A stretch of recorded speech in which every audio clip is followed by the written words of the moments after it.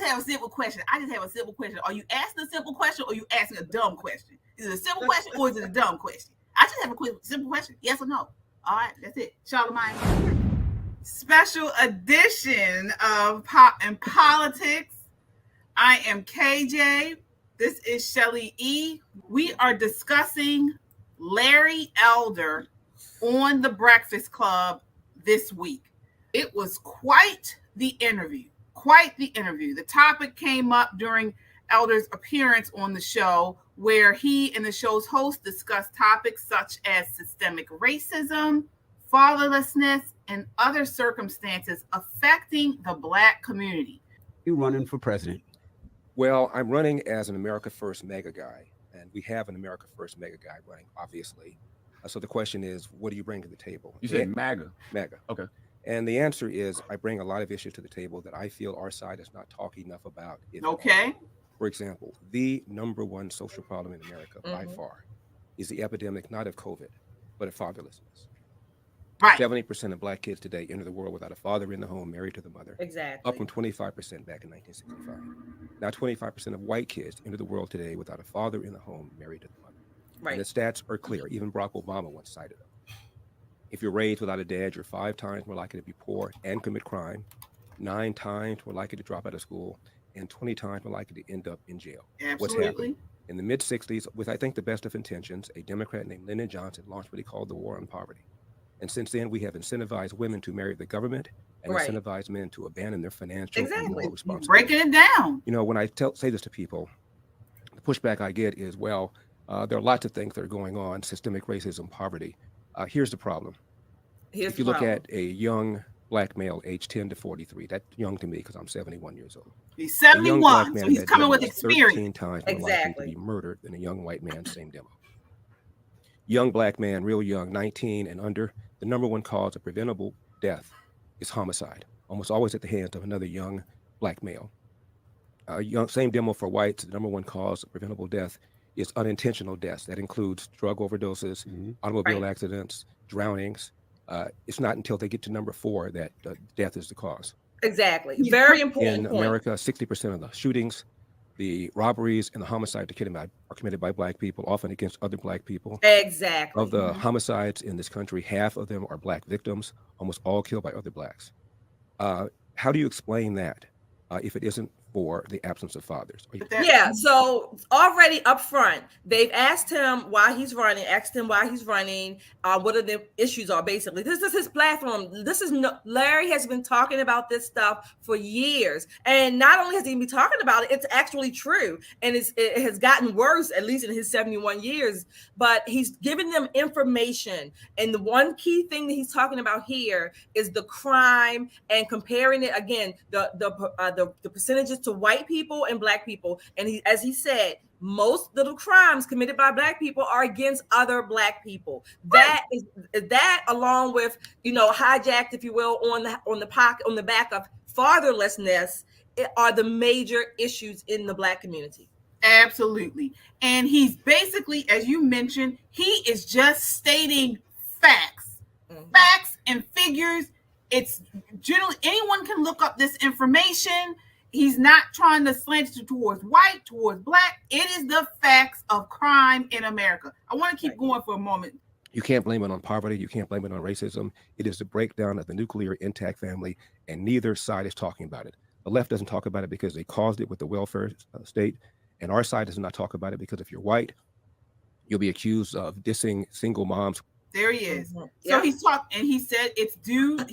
I'm not sure if we already went over this or not. He's talking about how in Lyndon Johnson implemented these social programs and basically incentivized women to marry the government. This is something that's well known within the conservative community. We talk about this all the time. Exactly. And one more thing he says here, I don't want it to be missed.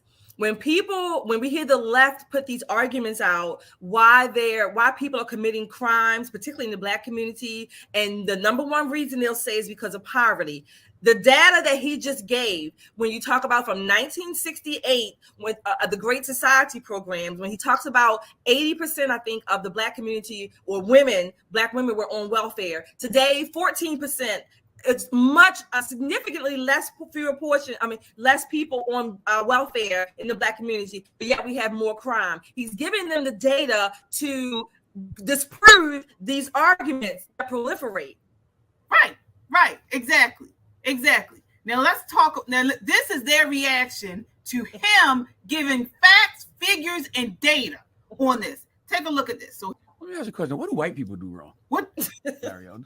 What do you mean? What do white people do? I'm not worried about white people. I'm worried about what's going on with us. But if there's systemic racism in this country, which we know it is. No, I don't say there is. You say there is. I don't believe that. Oh, you don't believe this? No, there used to be, obviously. Tell me what you think the number one systemic example of systemic racism is in America. Oh man, there's so many. Just give me the most important one you think. But at the top of mind, I'll probably maybe mass incarceration. So let's stop right there. So you heard it. Larry just went through all of those facts and figures about the society, how we were in the 1960s, what happened when Lyndon Johnson. They didn't ask about that. They didn't ask about it specifically, maybe what policies within the welfare system brought about this was harmful to the Black community. He says, what about white people? This is what Black people are obsessed with white people. And they are. You're right, KJ. We talk about this all the time on our show. And look, Larry just said 1910, 20, 30, 40, 50. That was before the Great Society programs. Black people, Black children were more likely to be born into intact families, and the crime was less, right? The poverty was less.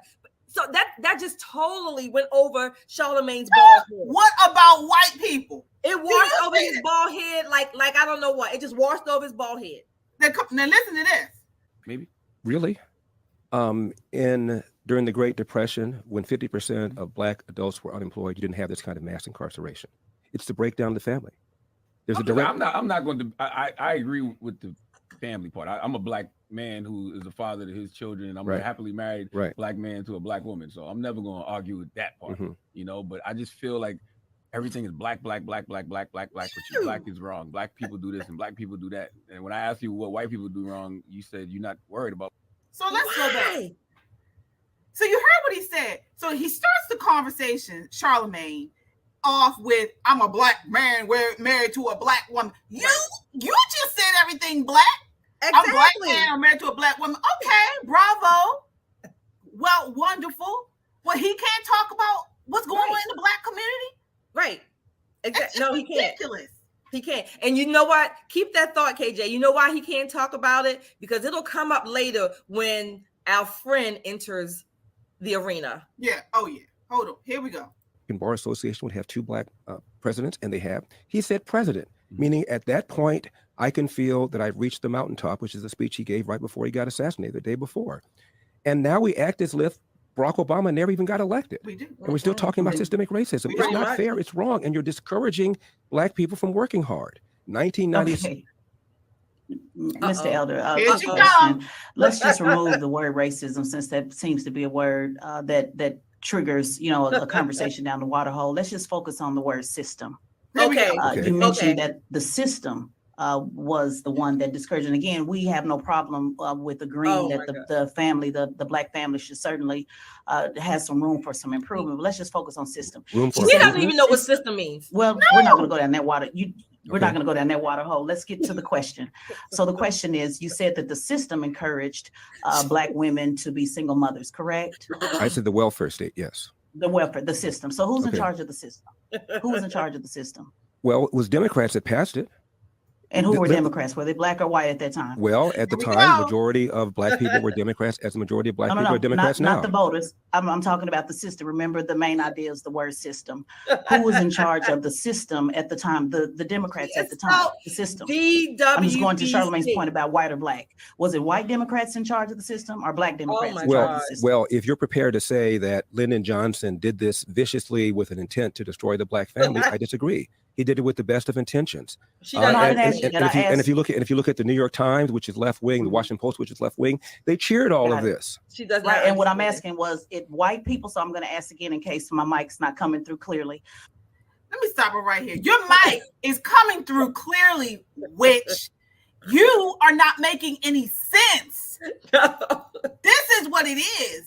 We can hear you, but you are not making any sense. Exactly. DWBC. KJ, I want you to do a favor though. You got to go back. I think it is the 7-minute 30-second mark when she first comes on, because I want you to see Larry's facial expression when she first makes. Here, wait.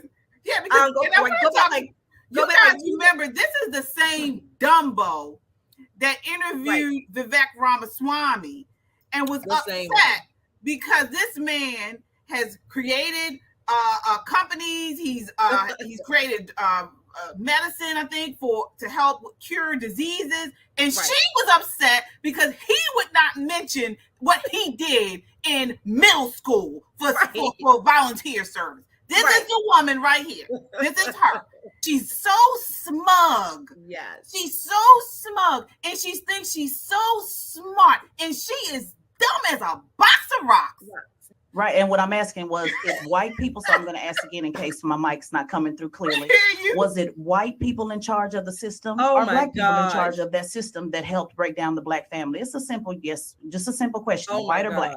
Well, you didn't have to go on welfare unless you voluntarily chose to go on welfare. The inducement was put there by Democrats, by the left. Correct. Okay. Most black people were Democrats, and they voted for these white people. Not voters. I said, who's in charge of the system? What does that mean? Well, she doesn't even know what that means. Who put them in charge? Was Lyndon Johnson white or black? Who put them in charge? Maybe that'll help. Fine. Lyndon Johnson was white. Thank you. So what now? What? But if your argument is that the reason he did it is because of racism, then I disagree. He did it because of. That's not my argument. I just asked you a simple question: was he white or black, Charlamagne? And see, that has to be her argument. It has to be, because if you're making a point of his skin color, then what follows? He made your point. That's what you're saying. Because he was white, he was in charge of the system, and he's the one that did this to black people. Dummy, you don't even know your own argument, the own conclusion of your own thinking. I just have a simple question. Are you asking a simple question or are you asking a dumb question? Is it a simple question or is it a dumb question? I just have a quick simple question. Yes or no? All right, that's it. Charlamagne. Right, Charlamagne. All right, here we go. All right, so I want to move on here. When you see the mass shootings that happen, majority of those people are white males. Let's hear this. Actually, if you look at the percentage of whites in America, which is 60%, percentage of mass shooters is under that. Percentage of people that commit hate crime is under that. Percentage of people who are serial killers is under that. Black people are 13% of the population. We commit a greater percentage compared to that. But no, you specifically talked about the smash and grab, though. So I was saying, since you're using that as an example, I'm saying, what about the mass shooters that are usually white males? One more time, they are usually white males because 60% of the country is white. However, they underrepresent in terms of the number of mass shootings. About 50% or so of the mass shootings in this country are committed by white people, even though white people are 60% of the population. They underrepresent. We overrepresent when it comes to hate crime, when it comes to mass shootings, when it comes to serial killings, when it comes to robberies, when it comes to virtually every category of violent crime. We overrepresent. What people do wrong? It seems to me, rather than deal with what's going on, the pathology that's going on in the inner city, you want to blame. You want me to talk about how bad white people are, which I don't think is a particularly productive thing to do. I'm talking. There's a cause and effect. There's no cause and effect. No. He's giving you disproportionality to their own percentages in the population. You have to compare white people, the crimes that they commit, and black people to their numbers. That's what he's talking about. It's not about what do white people do wrong. What are we doing? Oh my gosh. And he was answering his question. Charlamagne was the one that brought up the mass shootings because this is what they do. This is what these leftist-minded people do. When you start talking about crime, which mass shootings don't really affect most Americans. I mean, it's awful and it's horrible. We've been seeing these mass shootings, but this is not the main indicator or factor in crime, that affects us. But black people always got to show up, throw up mass shootings. Then he gives him the answer. It's not proportionate to white people in the population. And he still is basically asking, what about white people? Black people, obviously, and a belief in entrepreneurship. All those things are now under assault by organizations like Black Lives Matter. Charlamagne, Black Lives Matter had on their website an attack on the nuclear family. The founders are self-described Marxists, trained Marxists. Marx wanted to dethrone God, was an atheist, and Marx did not believe in capitalism, let alone entrepreneurship. All the things that made Black people still survive in virulent racism are now under attack by organizations like Black Lives Matter. The organizations that they support. Go back to things like whether it's the Tulsa race massacres. This is something that a lot of Black people bring up, the Tulsa race massacre, and this was the Black Wall Street. Right. All right. So let's see what he says about that, because this is something. The idea of when we did create something such as Tulsa, such as Black Wall Street, which it didn't actually get named Black Wall Street until after the fact. After the fact. But they say, so it's the idea that every time Black people do something, white people burn it down, tear it down. This is what they did in the past. It seems like white supremacy finds a way to destroy every time. Look, the Tulsa massacre, within about 5 years, that whole area was rebuilt. It was not even called the Black Wall Street until after it was rebuilt. And was rebuilt, by the way, by Black people without one dime of government money. Yeah, who destroyed it to begin with? It was racism destroyed it. No question about it. We've had. Yo, we got to play a drinking game. Every time they say white people or drink. Yeah. Every time I wish somebody bring me something to drink. Every time they say white people, or what about white people? What about white people? Grab a drink, something, because you will be drunk as a skunk by the time we finish this program. Race riots. So if Japanese. So you do agree that there's racism? I'm just so confused. I never even came close to saying. I never came close to saying there was no racism. That's probably the only truth she said this whole time. Is that not anymore. Obviously, there was. We had something called slavery. We had something called Jim Crow. Hold on, sir. That was system that destroyed. That was the system that destroyed Black Wall Street. It's the same system right now that's not even wanting to pay those same living descendants, because I know your position on reparations, but those same living descendants of Black Wall Street. Okay. And it was rebuilt. Then you go on to say it was that rebuilt the system, without government. Is also trying to destroy President Trump. So I'm just so confused on, do you believe that the system can destroy or not? You pick and choose, sir, and that's what's so confusing. You just said it wasn't racism. Now it is racism. When it was time to build it back, there was no racism. I said it wasn't systemic. Let's talk about Chinese Americans were the first ethnic group to be excluded with an Immigration Act in the late 1800s. They had riots against Chinese in LA, in San Francisco. There were laws that prevented Chinese Americans from participating in the laundry business. I'm in California. California, of course, rounded up Japanese Americans during World War II. There were laws that prevented Japanese Americans from owning farmland. The average Japanese American household has a higher per capita income than the average white household. The average Chinese American household has a higher per capita income than the average white household. How does that happen? It happens because of a strong belief in family. It is rare for a Chinese American or a Japanese American kid to have a child outside of wedlock, and a strong belief in education and a strong belief in entrepreneurship. These are the kinds of qualities that make people successful. You can't blame everything on having a fatherless family, right? Because I didn't say blaming everything. I know, but that's what you're saying. You're saying a strong community. No, you said that's what I just said. I didn't say that. You talk about the Asian community. Asian community, it's easy for them to get loans for entrepreneurships. It's easy for them to get loans for houses. You look at our community. Okay. If you really want to talk about our community, right? You look at the schools in our community. Some of our schools are the worst, right? But absolutely, which is why one of the reasons I'm running for president is for school choice. Also, would you say that in our community? It's also in our communities heavy food deserts. There's nothing but fast food places that are just killing and destroying that. Would you say that's true? He's talking about the food deserts, the school system, but these are the same. When we on our side say, okay, school choice, Stop giving your money. Stop putting these people in office that vote for public schools, which don't educate our children. Then this side, the people that I represent, like Charlamagne, Tezlyn, and Envy, they call us racist and that we're not helping the poor people. But yet, why should we keep feeding a beast that's biting us? That doesn't make sense. Exactly. It really doesn't. It really doesn't. And he's explaining to him how when we talk about this, and how it happened or something similar happened to Chinese Americans, and they don't want to hear it. Exactly. Everything Larry gives them. And instead of them asking probing questions about it, okay, so you're saying this happened to them. Well, how was it similar? Or they ask, well, what about white people? What about white people? Or what about the system? It's an obsession and it's a sickness, is what it is. In 1965, Barack Obama, who was in private practice, joined a bunch of other lawyers to file a class action lawsuit against Citicorp, class action lawsuit here in New York. 186 Black people were applying for loans for mortgages. They didn't get them. They accused Citicorp of engaging in racism. Citicorp said, no, it's not racism. You have poor credit scores, and we want to make sure we get our money back. Right. Obama joined a bunch of other lawyers, and they sued Citicorp in a class action lawsuit. And Citicorp said, okay, to hell with it. Gave them all loans. And gave them all they followed them all up. Daily Caller did a few years later. Almost all of them lost their homes. Several of them filed for bankruptcy. One of them even said, you know, when you don't qualify for a loan, maybe we shouldn't get a loan. Well, duh. This is the same argument that we make about affirmative action. It's the idea of you doing things and you elevating people, not because they're ready for it, not because they have shown in their criteria that they can do it, but because of their skin color.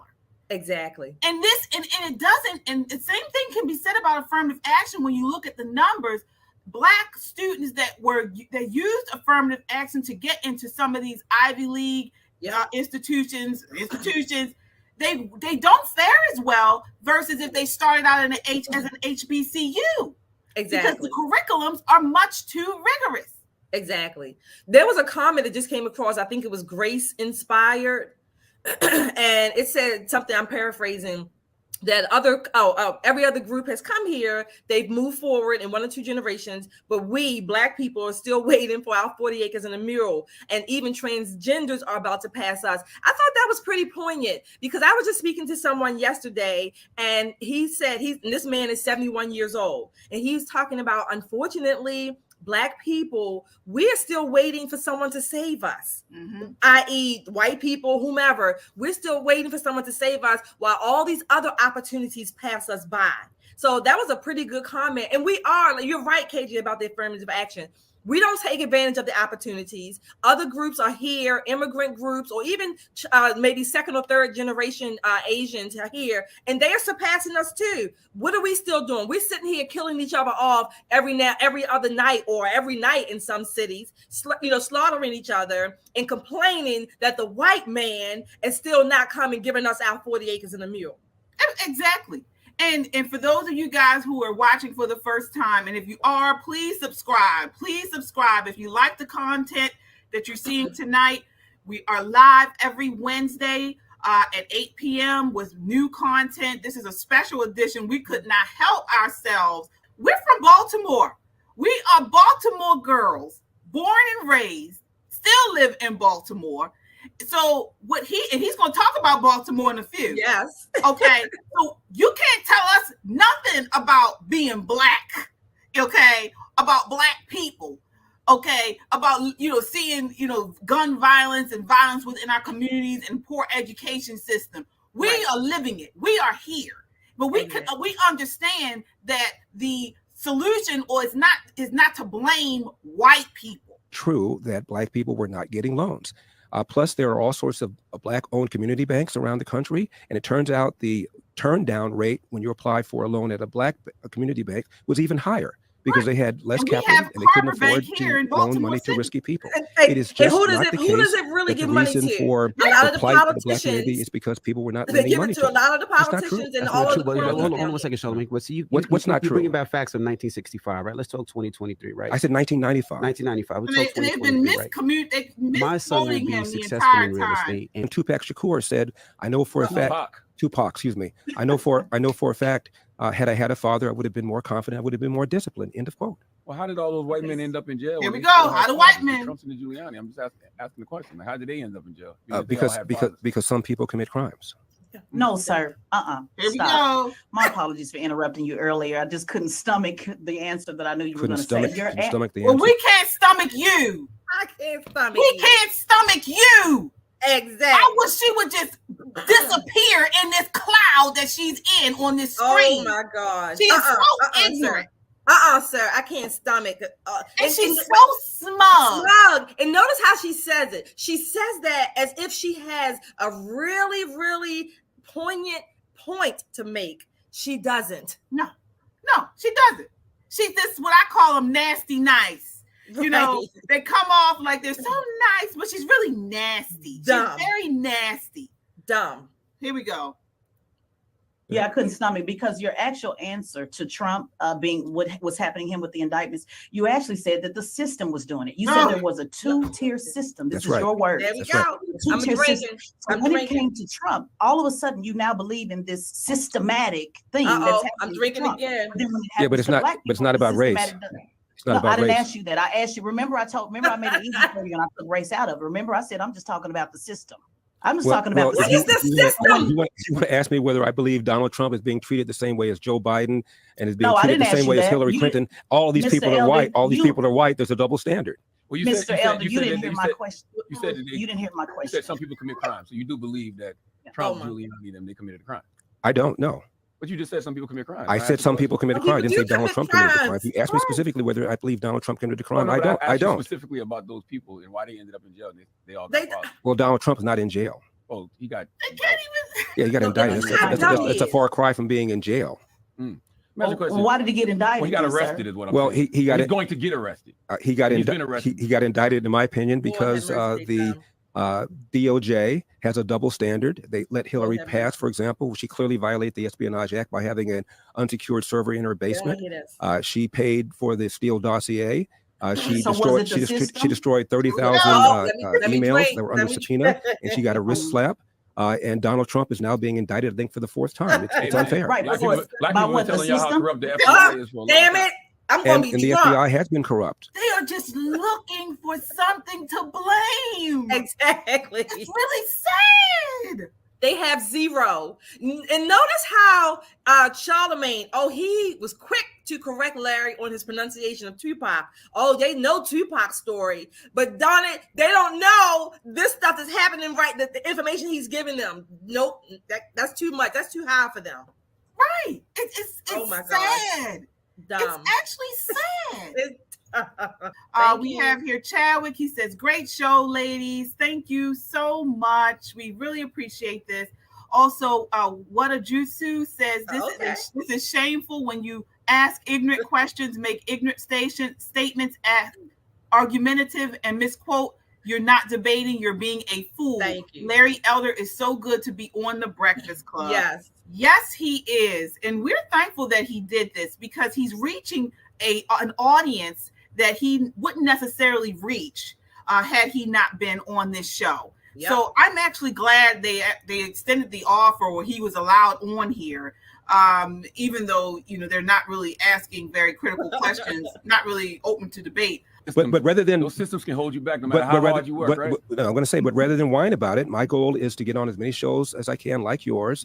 Urge people to go to LarryElder.com, give at least $1, even if you want somebody else. Now he's talking about actually qualifying for the debates, right? So Larry Elder is he's saying that I don't believe he's qualifying for the GOP debates because of how his low numbers in as far as how much he has as far as the polling. Is that right? Yes. Right. So the RNC added another layer to the qualifications. But update, as of today, early today, I saw an email from Larry, and he only needed at that time, I think, 2,000 more people in order to qualify to be on the stage. And let me say this as a disclaimer, I didn't like that rule either, because I think primary candidates, this is the time we need to hear from the candidates, however many they're going to be. Eventually they will wind down, but I don't think that our RNC should block people just because they don't have 40,000 subscribers or donors and 1%. I kind of agree with Larry on that point, but hopefully I think he is just about crossing the threshold. Excellent. And I do want to acknowledge another super chatter here. Thank you so much, Caleb. Thank you, Cannon. Thank you. We really appreciate this. You guys don't know how much we do appreciate this. We're a new channel, fairly new, and right out of Baltimore City, conservative ladies here, and we are out here just bringing the truth, bringing the facts, and trying to reach our community, and hopefully people are waking up. I think people are waking up. What do you think, Shelly? I think so. I'm going with the individuals, and I'm not trying to wake up the masses. I think I'm going to conserve my energy and put it to the right use. Right. And you said something about the lions. You always say something about that. Wake up lions. We need more lions. KJ and I, we call ourselves lions, mama lions, bears. We need them all. Lions and tigers and bears. Oh my. Yeah, yes, indeed. Yeah, because you can't, at this point, you can't wake the sheep. We got to wake the lions, and we got to be at the gate and ready for anything. And with thought, with clear facts, with truth. We will debate anyone on the facts and the truth and the numbers. That's what we need. Don't you think it's wise for us to talk about the epidemic of fatherlessness, the lie that America remains systemically racist, and the need for school choice? 13 public high schools in Baltimore, 0% of the kids can do math. Baltimore, where we are. 53 public high schools in Chicago, 0% of the kids can do math at grade level. Meanwhile, the Democratic Party is opposed to school choice, while the party elites, whether it's Barack Obama or Gavin Newsom or Joe Biden, have their own kids in private school. It is wrong, and we need to talk about that. Larry Elder, why would somebody from our community vote for you, or why should they vote for you? Why should a Black person vote for you? Listen to this. He literally just talked about what's going on here in Baltimore. We have an epidemic in education right now, where many schools are failing. The Democrats, we're run by Democrats. We're about to see him talk about that, and they are failing the children in huge numbers. Right. He's talking about school choice. He's talking about what's going on in California, also run by Democrats. And this gump sits with his hand on his, it's not helping, his hand on his head and says, tell me, why are you running? What did he say? Why are you running? Why are you running? Why would Black people vote for you? And like you said, we're here in Baltimore, and what Larry has just said is true. We talked about it on our show. There's ongoing investigations, even still today, about the piss poor education system in Baltimore and Maryland at large, particularly the public schools. But so he's not lying. Larry's not just making this up out of whole cloth. We live here. We have literally KJ and I have been a part of protests or press conferences in front of the school board where we are challenging. There's a lawsuit right now that's going on suing the Baltimore City School Board because they are not educating our students. But we're seeing, instead of them talking about math, reading, writing, we're seeing them talk more about this sexualization of children, about gender and anti-biological sex. This is what they're going to talk more and more about. And I hate to go off course here, just very quickly. Today I had a run-in with a Democrat running in my area, and he knocked on my door. And I think he feels like he knocked on the wrong door. The first thing he says to me, he wants to earn my vote. He says he is here to support undocumented immigrants. This is what he said. Undocumented migrants. I think it's something like that he said, for education and for the workforce. Wow. This is what he starts off coming to me and asking for my vote. Why do I care about that? Right. We live in a city that is, and excuse my language, going to shit. Baltimore City, the education is failing, crime is up. We have an epidemic in homelessness, in drug use. Youth are dying, being murdered. We have an uptick in murders of youth, of young adults, and he is coming to me about undocumented immigrants. Right, and they have no shame about it. None. But this is what we have, and he's still asking, why are you running? This is ridiculous. Here we are. Because I'm telling the truth, and the truth oftentimes is unpleasant. It's not pleasant for me to be called the black face of white supremacy, as the LA Times did. It's not pleasant for me to be accused of being anti-black, as Tavis Smiley once called me, because I don't support reparations. By the way, Barack Obama never supported reparations. Nobody called him anti-black.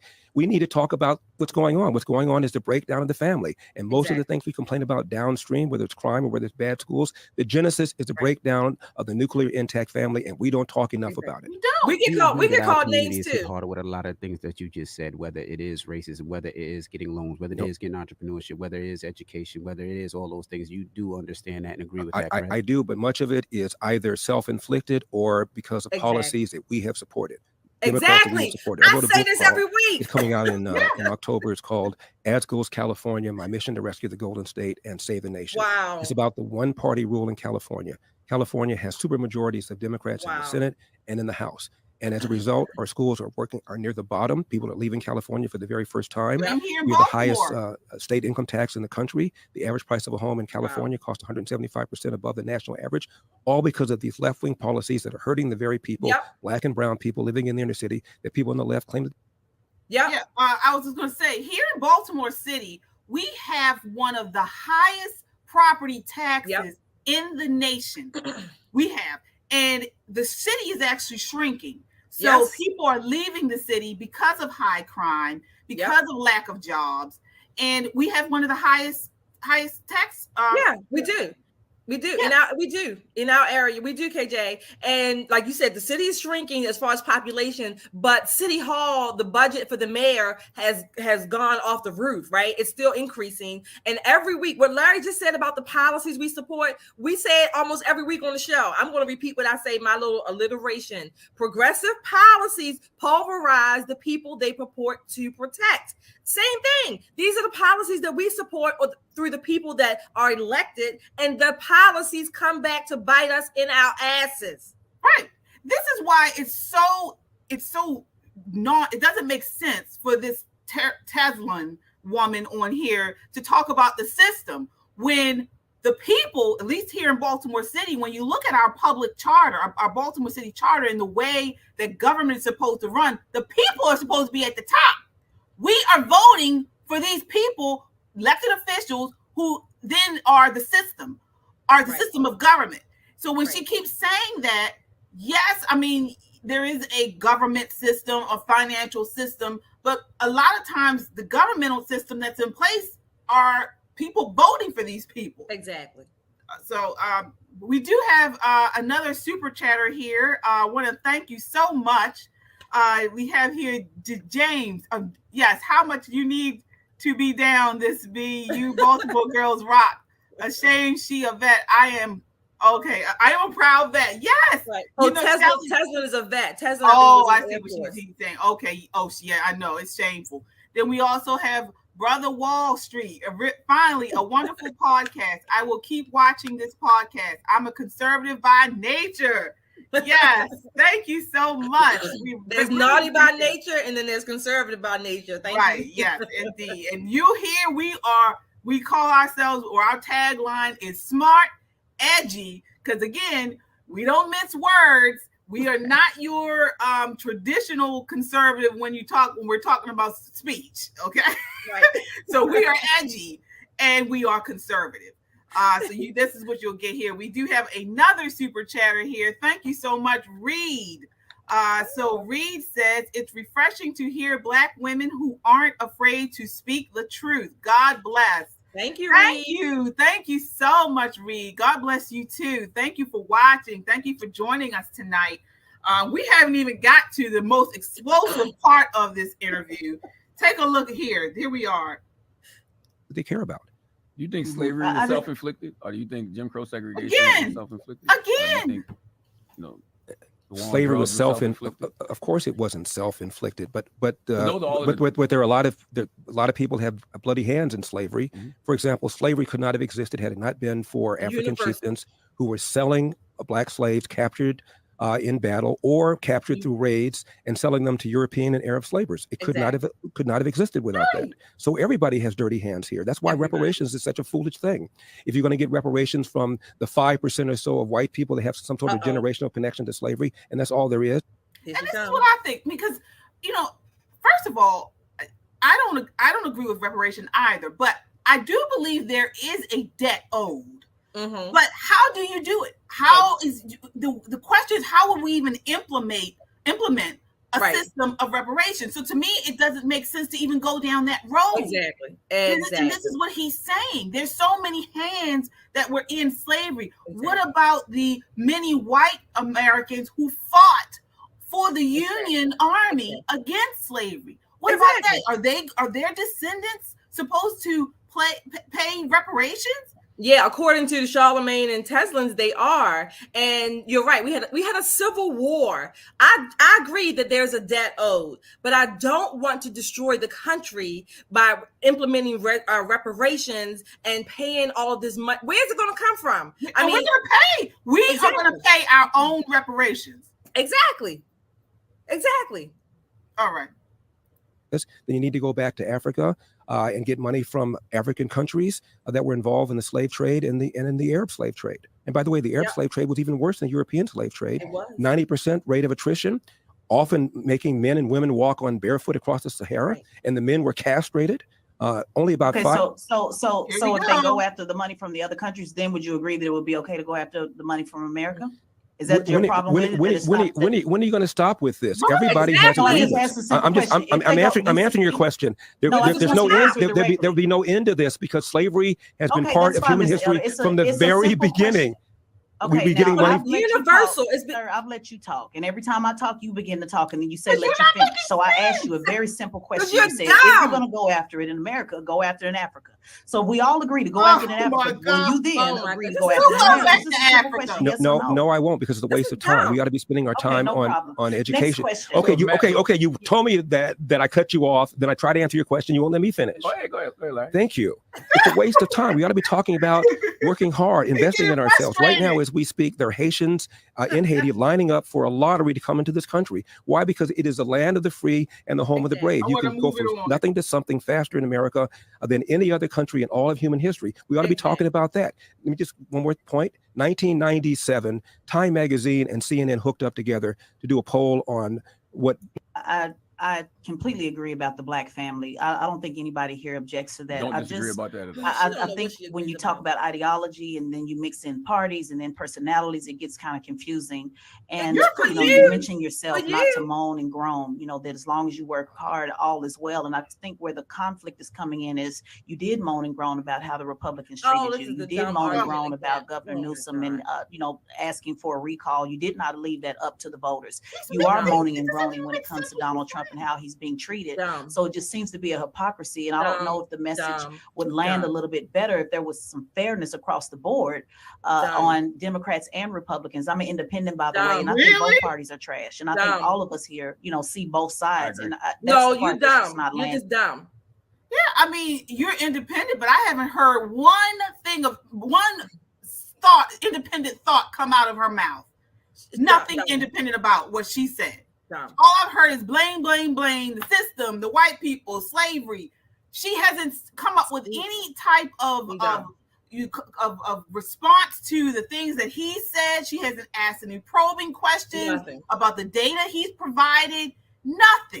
Nothing, because they're trying to catch him, so to speak, and set him up to kind of embarrass him, but they cannot refute anything. DJ Envy might come the closest to maybe asking an important, intelligent question, but these other two are dumb. They're dumb and embarrassing. It's embarrassing. It is very embarrassing.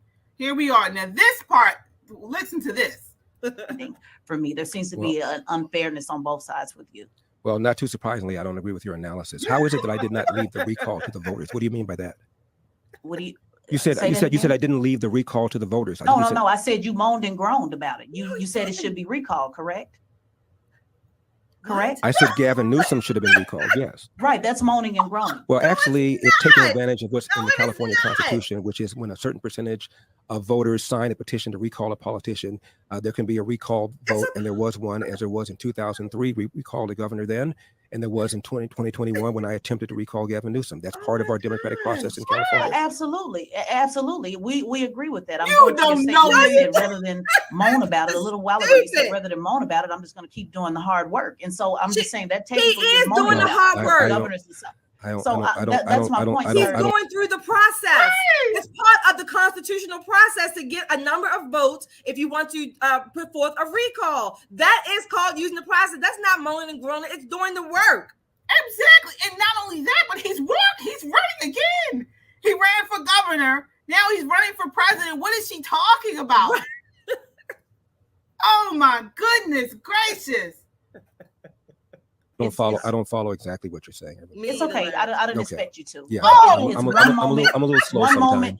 One moment, yeah, we get it. Yeah. One moment you're complaining about the system, and the next minute you're saying the system is fair. The next minute you're saying it's not fair. So that's what I'm saying. There just seems to be a double standard on you and the system, not wanting to be accountable for a system that Black people are not in charge of, by the way. Of not wanting to hold both sides accountable when it comes to the system. Do I believe Hillary was treated differently and Joe Biden treated differently than Donald Trump is being treated? Yes, I do. Is that an indictment about whether or not America is systemically racist? No, it is not. Those are two totally different things. Yes, you're trying to merge the two. I agree with you. They're two different things. No, we're agreeing. We're agreeing. They're two different things. Like, shut up. We're agreeing to two different things. We're not agreeing that there's not systematic racism because we're not in charge of the system. In case okay, all right. Can we? We've never been in charge of any system. Well, actually, we have been. Take Baltimore. No, we've never been in charge. May I finish? Tell me, what financial system are Black people in charge of? What healthcare system are Black people in charge of? What government system are Black people in charge of? I'm about ready to tell you. What prison system are Black people in charge? I'm about ready to tell you. I'm not talking about mayors. I already know that talking points, sir. I go on Fox News all the time as well. So let's not go on there. They put you on there to show you how dumb you are. Have we created? Have we implemented that we have been in charge of? Name yes. Is this why you don't like talking to Black women, Larry Elder? Wow. Wow. Baltimore. Freddie Gray a few years ago. No. That's mayors. I'm not talking. I said system. I'm going to tell you about this system if you allow me to finish my point. I'm not talking about somebody elected and doing a job. I asked the system that we create. What financial Okay, let's talk about the system of one of the largest. Thank you. One of the systems of one of the largest cities in America, Baltimore. Freddie Gray died in police custody a few years ago. The mayor was Black. The head of the police department was Black. Number two, it's not in charge of the system. Go ahead. Number two person in charge of the police department was Black. All the city council, Democrats, majority Black. Still not in charge of the system. That's a position. 6 officers charged, 3 of them were Black. A judge before whom 2 of the officers tried their case, found him not guilty, was Black. Yes. Still not in charge of the system. The city intendant of public schools was Black. The county superintendent of public schools was Black. The attorney general at the time, Loretta Lynch, is Black, as was the president of the United States, was Black. And yet still not in charge of the system. So I asked you a simple question, sir. Well, Wanda Sykes said when Barack Obama got elected, how are you going to complain about the man when you are the man? Thank you. We got to stop here. All right. First of all, we are living in Baltimore City. We are here in Baltimore City. We were born and raised in Baltimore City. Larry is telling the truth. Right. The time that Freddie Gray was died, and everyone here and still is Black. From the district attorney to most of the police officers that arrested him, to the mayor, to the police commissioner. Right. Councilman, our city council is predominantly Black. Right. Everywhere you turn, is Negroes. Okay. So what is she talking about? She's not talking about a position. These people up and down the chain, this is a part of the criminal system or the legal system, the political system. What is she talking? I just want to understand what she's talking about. And she says it, I think, in the next little bit about Charlamagne says, oh, you just mean Black people in Black spaces or Black faces. So basically, she's discounting her own argument again. First of all, she's saying Black people can't be in charge or they didn't create anything. But when they are in charge and they are running things, they're still not running things. She is just dumb. This is just dumb. It is. And let me tell you, because again, we are here in Baltimore City. It's so corrupt that there's no opposition party here to provide any type of accountability or thought or questions to what they're doing. That this is why we have so much corruption. Exactly. I mean, even the news stations here, we have one news station that's actually asks hard questions. The rest of them are Democrat cronies. We don't even get a fair and unbiased media here. Exactly. So, and they're done. And I want to add to Larry's comments about the people in charge. Since I think it's 1942, our Baltimore City Council has only had Democrats. Mm-hmm. Since 1967, there has only been Democrat mayors, if I'm not mistaken. There's not been a no Republican, I think, since 1967 as a mayor in the Baltimore city. So for 56 years, as far as the mayor, and I think it's 81 years for the city council, there's been no Republicans. Yeah. And a good majority of the time, it's been black, at least for the last decade. It's been black people running all of this. Exactly. To the ground. That's part of the system. That's what you call a system. Yeah. I don't know what other system she's talking about. I really don't. I don't either. Yeah. So, we'll go on.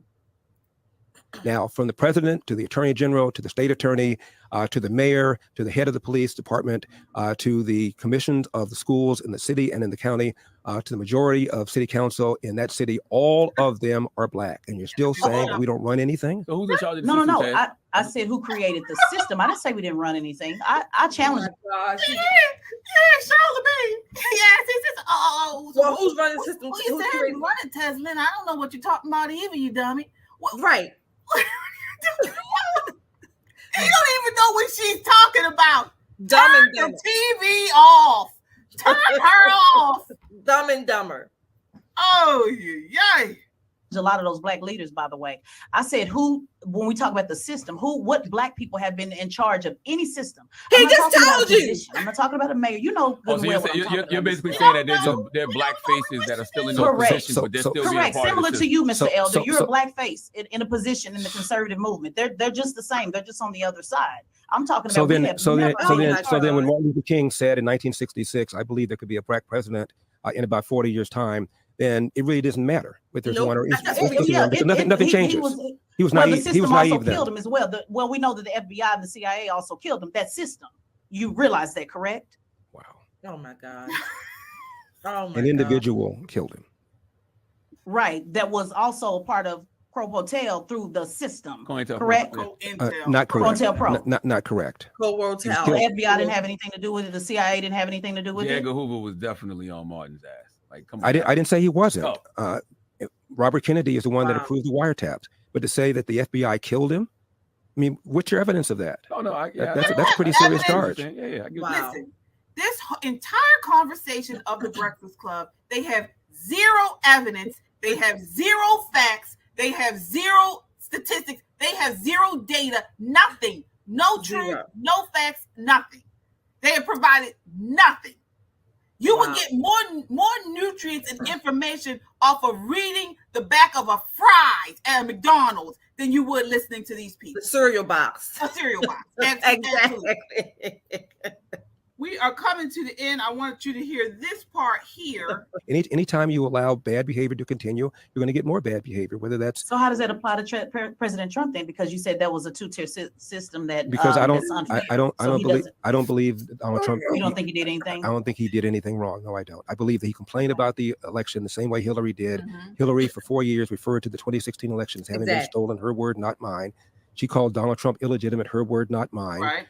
Jay Johnson, who's Obama's DHS secretary, testified under oath that not a single vote tally was changed by the Russians. They tried, but they failed to change a single vote tally. 66% of Democrats believe the Russians changed vote tallies to get Donald Trump elected. And that was the even Democrat. though Jay Johnson testified under oath, not a single one was changed. That's the damage that people like Hillary and former President Jimmy Carter and Stacey Abrams and Hakeem Jeffries and others have said for years, referring to Donald Trump as illegitimate. A greater percentage of Democrats believe 2016 was stolen than we feel that way about 2020, but yet nobody calls them election deniers and nobody accuses them of undermining our republic. And they're not undermining our republic. They're complaining about an election. You have a right to do so. Absolutely. I know you probably got to go up. Thank you so much. We really appreciate it. James again. Oh, he says, please get a tea made of her in clown face. I am so confused. That's what you're putting there. I'm so confused. She looks like a clown. That's the only truth she said all night is that she's confused. Yes. Yep. Absolutely. There it is. I'm confused. You're right. You're right. I'm confused. Have you ever heard of the term nigga wake up call? No. It is an incident where a person of color forgets that they are of color and are reminded rather brutally by an unexpected act of racism. Have you ever had any of those? Oh, brother. I'm just asking. You think you've ever had I'm acutely aware. Can you believe he asked him that? That is... Can you believe he asked him that. Yeah. Charlamagne asked him, have you ever heard of a nigger wake up call? Nigga, you need to wake up. Anybody who watches this program and hears your responses and this Tezlyn, you need to wake up. Nigga wake up call. Now, and interestingly enough, KJ, that concept, nigga wake up call. Notice Charlamagne, they agree with that when it supposedly applies to people who are black that forget that they're black, right? But let somebody else, a white person, say something about them being a nigga, they will be starting race war number I don't know how many. But now they're going to throw this and trying to embarrass this man. This man who has done so much.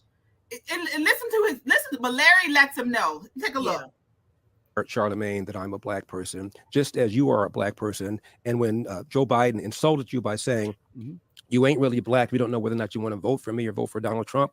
It seems to me that should have been a wake-up call on your part. Yeah. How dare this guy come in here and insult you, a black man, and tell you got to think a certain kind of way. I'm amazed that you weren't mad about that. Right. I'm not gonna say it upset me, just like I'm not letting you upset me. You know what I mean? So his answer to that is I'm not gonna I didn't let it upset me, because just like I don't let you upset you. He didn't say you weren't black. Exactly.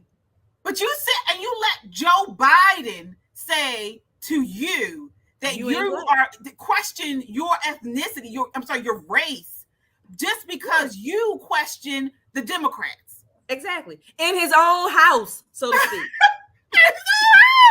In his own house. In his own place. In his own house. That's shameful. That's like having somebody come, a squatter, come in your house while you're on vacation, and just not only are they going to take over your house, they're going to shit in your kitchen. Yeah. And then you come home from vacation and say, what are you doing here? And they say, what are you doing here? Right. Shameful. Wow. I tend to get upset over things like that. But what I did say, you just not talk about a nigger wake up call, and it seemed to me that should have been a wake up call on your part to have a white guy come in here who also said, by the way, about Mitt Romney, because he didn't want to put more regulations on Wall Street, going to put y'all back in chains. Yep. And Joe Biden has lied for decades about his civil rights record, claiming that he desegregated movie theaters and restaurants in Wilmington, Delaware, when he didn't do any of that.